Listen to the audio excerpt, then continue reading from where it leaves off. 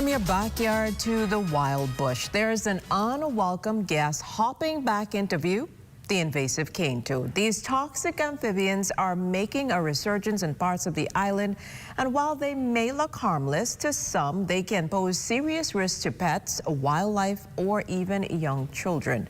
Joining us now is the founder and CEO of Wild Bahamas, Scott Johnson, a wildlife biologist who will help us to understand the dangers and how to spot them and what you should and shouldn't do if we encounter one. So welcome back to What's Trending, Scott. Thank you so much for having me. It's so great to have you here with us. So let's start with the basic. What exactly is a cane toad and why should we be mindful of them? So the cane toad is a large amphibian, scientific name Rhinella marina. It originates from South America, Central America, and it is one of the largest amphibians you will find in this region. So basically, it's invasive to the Bahamas. Yes, highly invasive. It's definitely dangerous. Yes. So the first records that we have of cane toads in the Bahamas was in 2006, and that was in I think Treasure Cay, Abaco. And then you had a report in, I think, 2009, around that time, in Baker's Bay. And then there was kind of a lull, and then 2013, that's when we had the big cane toad blow up in Lyford Key. And then a few years later, in 2020, if I remember correctly, then you had the big cane toad situation in Venetian West. And so now you have 5 years later, we now have another. Yeah, so that's the key question. Exactly. Where are you spotting them now? Right. And basically, what are the environments that they thrive in? Right, so the cane toads now are established on New Providence and Abaco. Okay. And that's the unfortunate part. And with regards to New Providence, they are concentrated in the western part of the island. So from Lyford Key down to Tropical Gardens, in that whole area vicinity, and they look as though they're heading south, and they look as though they're heading east. So they're spreading out. So they're spreading out, yeah. And they're nocturnal creatures, They're nocturnal, yeah. So. And so they love wetland habitats, especially the freshwater wetlands, which makes sense because all of the western area is a large watershed. Fresh water collects there, and so it's a perfect habitat for cane toads. So basically now tell us the big part. Why are they dangerous, especially to our pets and possibly to us as humans, young children as well? Right, so cane toads are highly toxic. Like most amphibians, they produce a toxin, but cane toads' toxins are a lot more potent. The chemicals in their toxins affect the heart.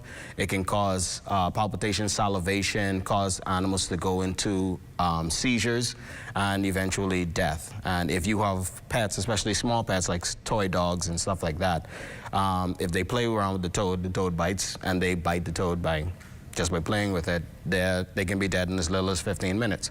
That's really scary because, you know, a lot of us are pet lovers. We don't want to think about that, but this is definitely an important discussion that we all need to have. So what should someone do if they see a cane toad in their yard? Should they try to catch it? Should they try to kill it? Like, what we need to know to handle it? Because, you know, Bahamians like to chop stuff sometimes, you know? So cane toads don't try to bite. So there are some people who are brave enough that they'll see the toad and they want to grab it. If you do make that attempt, I would recommend putting on some latex gloves or nitrile gloves, and you could catch the toad. You could put it in the bag, tie the bag up. Now, I know people ain't gonna want to put it in no freezer.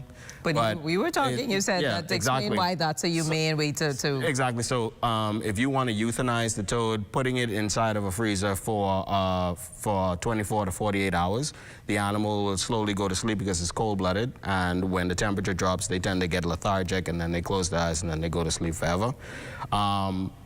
There's also the use of Dettol, but I don't recommend using Dettol because Dettol is a very harsh and inhumane way to kill the animal, and Dettol is also toxic to the environment. And so the best way to do it would be to catch the animal, put the animal in a bag, and put it in the freezer. Now, some people try to say, well, I'm just going to chop it because I ain't putting no frog or toad in my freezer, and that's fine.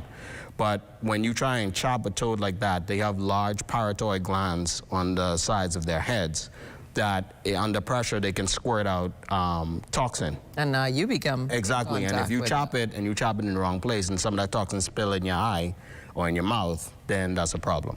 What about salt though? Like, because I know some people, that's another thing. Now, some people have said do with the salt on regular frogs. So is that something that also people would think to apply to the cane toads as well? Naturally, people, whenever they hear amphibians, they think, oh, I don't like them, throw salt on them. Now, for our native frogs, like the Cuban tree frog, the salt will work because their skin is very soft, moist, and so the salt is going to have a negative effect on them and kill them. But for a cane toad, their skin is a lot drier, so throwing salt on them is not going to have that much of an effect. And for persons who might not have seen a cane toad, what are some of the features of it so they know the difference between a cane toad from the native frogs and why they probably shouldn't just kill all the frogs? Right. So one, cane toads don't climb. So if you see a frog in your house on a rafter or something like that, that's not a cane toad. That's a native Cuban tree frog or something like that. Cane toads tend to stay close to the ground. Their large size gives them away. They have some mottling. The females have mottling on their backs, whereas the males are pretty much one straight color, usually like a goldish brown. Now, we know in terms of, we know why we should get rid of the cane toads. Yes.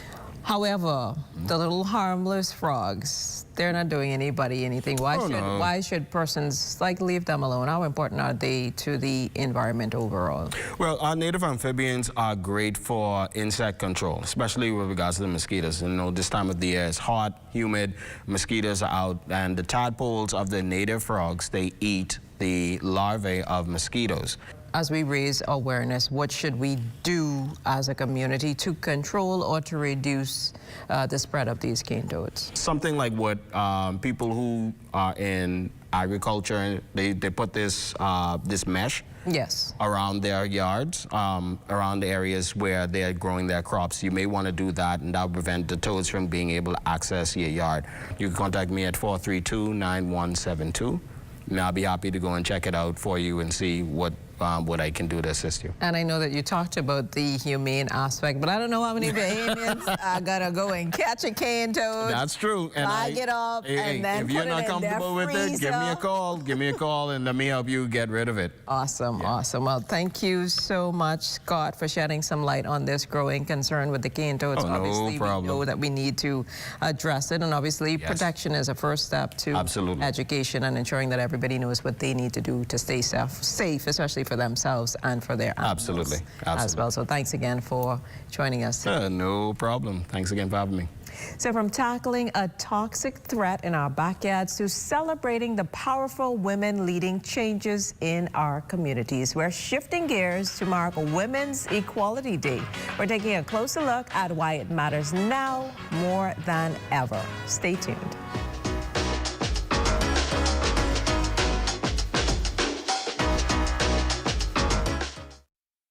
Tired of looking at the same old kitchen? Step 1. Our talented recommended designer Mark crafts a custom design just for you.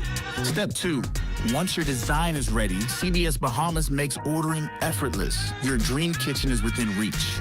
Step 3. Our recommended installers bring your vision to life, ensuring every detail is perfectly in place. Sit back and relax as your dream space becomes a reality.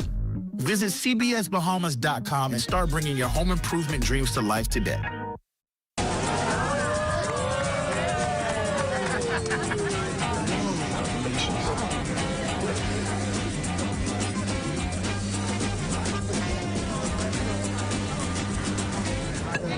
Diet-friendly special.